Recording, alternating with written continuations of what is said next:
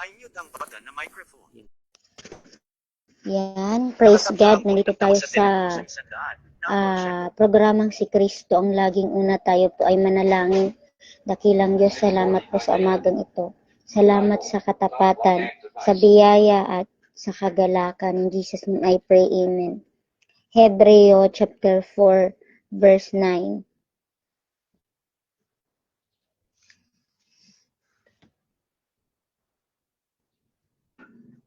Hebreo 4:9.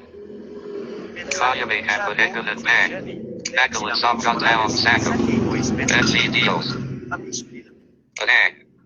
Kapatid na ito ay kasulat. NG Pac kapatid na NG Dios sa. The Capitol Gara. Ay bahagi. So, tama yun, 6 days kang magtatrabaho. So, yung 6 days na yun, hahatiin mo. May para sa Panginoon, para sa pamilya, at para sa trabaho. Hindi pwedeng puro trabaho, hindi pwedeng puro lakwatsa, hindi pwede yung puro aral. Kasi nga kaya binigyan ka ng 6 days para hati-hatiin yung oras mo sa lahat ng bagay, sa lahat dahil pagka 7 days, sa buong 6 days na yan. Kasi pagka Sunday is para na sa Kanya. So, ang buong Sunday, ilalaan mo talaga sa Kanya. Para pagka Monday hanggang Sabado ulit, ilalaan mo na yun para sa lahat ng gagawin mo. So, hindi pwedeng iikot lang yung isang oras mo sa paglalakwatsa, paglalaro.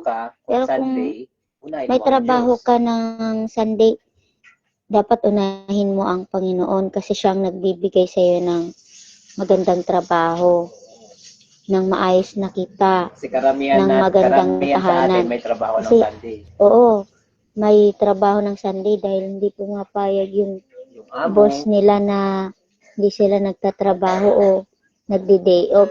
Birang magpa-day off ng Sunday. Totoo yun.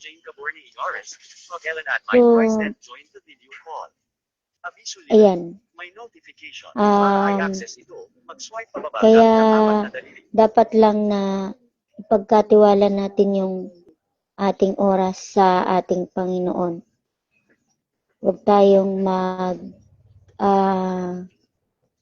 huwag nating ilaan sa bawat mapaglilibangan o sa trabaho. Tapos yung may kapahingahan kapag ka nakakalapit ka sa Panginoon, pag may depression ka, pag may problema ka, kapag may kalungkutan ka, ilaan mo na yan sa Kanya. Sa halip na magtiwala ka sa tao, sa una, magtitiwala ka sa Diyos. So, ayan,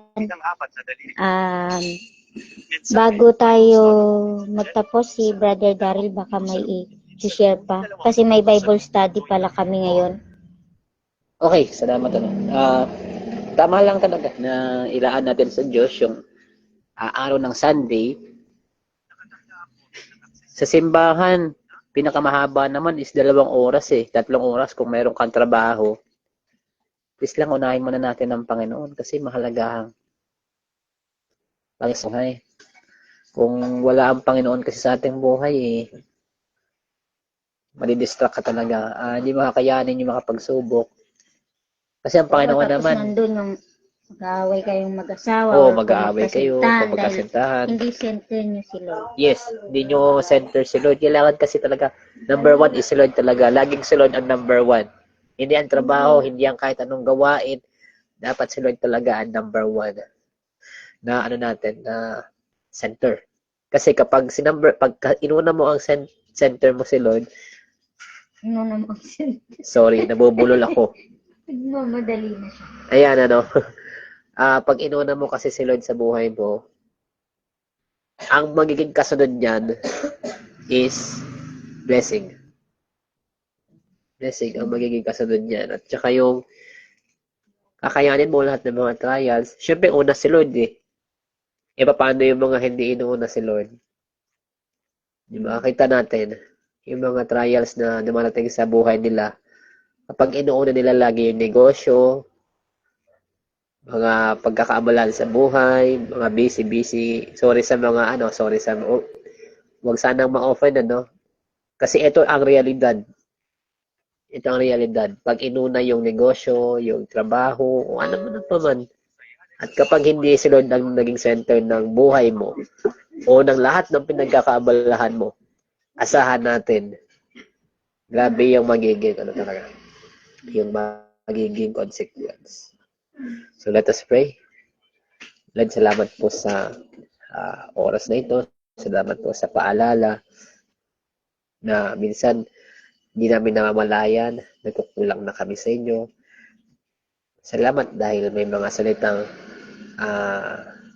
katulad nito na na-share namin sa broadcast sa buong magapong ito, Panginoon. Tulungan nyo kami na harapin yung mga pagsubok na pwede namin ma-encounter sa araw na ito. At sa lahat ng mga may karamdaman, inyo po silang pagalingin. At ito lamang po ang aming samudalangin sa pangalan ni Jesus. Amen and amen. Tandaan, Si Kristo ang laging una. kapag inuna si Kristo, Tayo ay lalago. God bless. God bless and have a Happy great blessed weekend. Sunday. Happy blessed Saturday advance. Advance na. Happy advance Sunday na para sa mga excited magsimba. Hindi nga, excited Diba? na ako eh. Excited na magkaroon ng revival. Kaya nga. Yan. Sige, kasi ano pa kami, may Bible Sige, study pa. meron kaming Bible study na aatinan. So, God bless everyone and happy weekend. Dito lalabas. Uy, mga naka-off ang flag. I mute up.